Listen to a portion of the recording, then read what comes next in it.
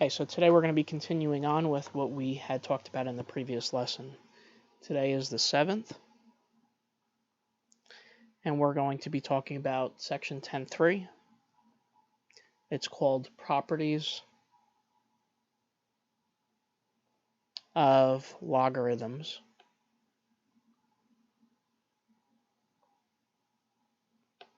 And today what we're going to be doing is we're going to be solving log equations. Now it's important that you remember the properties from the last lesson that we did. So if you need to go back in the notes, look at these properties again. We're going to be using all of these. So what I'll do is I'll just copy and paste them so we have them to refer back to.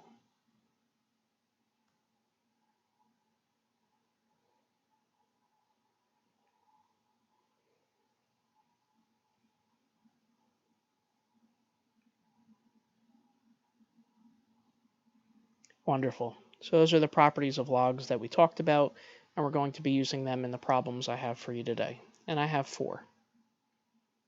So what I'm going to ask you to do is I'm just going to ask you to solve. Solve meaning I get the variable by itself. So for the first problem, it says 4 times the log base 8 of x is equal to the log base 8 of 41. Now looking at this, you might be tempted to use the property of equality, but you can't do that. The property of equality says you need a log totally by itself equals a log totally by itself, and the reason why you can't do that here is because this 4 is in the way. So what we could do is let's get rid of that 4 by using the power property. I'm going to bring this 4 to be a power of the x. So we're going to have log base 8 of x to the 4th is equal to the log base 8 of 41. And now that we have one log equal to another log with nothing in front, we could use the property of equality and cancel those out. We get x to the 4th is equal to 41. And then if we go to take the 4th root of both sides, this would just be x to the 1st, but the more astute amongst you will remember that we need absolute value. We talked about this yesterday. Even, odd. That's another property. An even root of anything to an even power that produces an odd power answer. We need absolute value. And the 4th root of 41 is imperfect, so we're just going to leave that alone. Oh, excuse me. So we get x is equal to plus or minus the 4th root of 41. As we've done before, you just want to make sure that that answer is acceptable. If we go to plug it back in, we would get a negative argument. So it's not going to actually be plus or minus, it's just going to be the positive 4th root of 41 would be our answer. You can't take the log of a negative number, or 0. Second problem looks like this.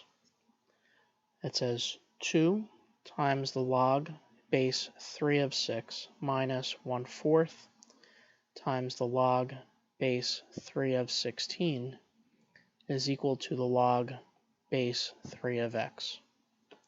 Now we have a lot going on here. There's a lot of different properties. This is going to be a quotient property. We have the power property, and eventually we might even use the property of equality. Now we want to try to combine these as much as we can. We can't use the quotient property as long as there's numbers in front. So I'm going to use the power property, and I'm going to bring those to be a power. So this will be the log base 3 of 6 to the 2nd minus the log base 3 of 16 to the 1/4 is equal to the log base 3 of x. 6 to the 2nd is 36. And 16 to the 1/4 is really just the 4th root of 16 to the 1st. 4th root of 16 to the 1st, well, the 4th root of 16 is just 2. So you can see we use the power property to get this far. There's nothing in front of the log, so let's combine them. You can't just do this. The property of equality says you need one log equal one log.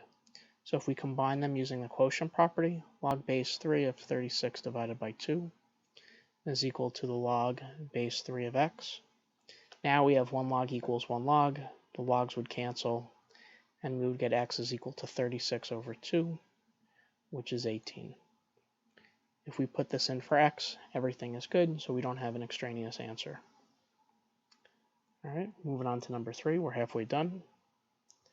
Log base 5 of y minus 12 plus the log base 5 of y plus 12 is equal to 2. Similar to the problem we just saw before, let's combine these two logs. Because there's nothing in front, we can go ahead and use the product property.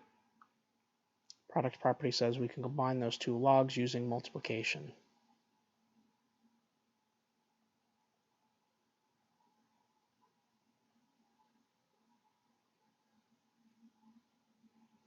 Now at this point, we haven't really seen this in a while, but we have a log equal to a number, so you can't use a property of equality.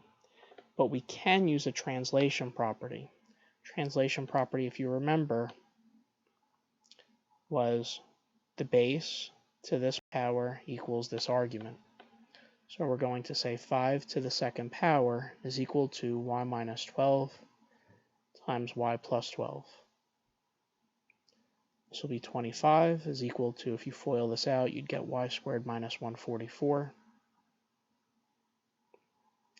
So we'd get y squared is equal to 169. If we take the square root of both sides, square root of something squared would give us absolute value of 13, and y would be plus or minus 13. Now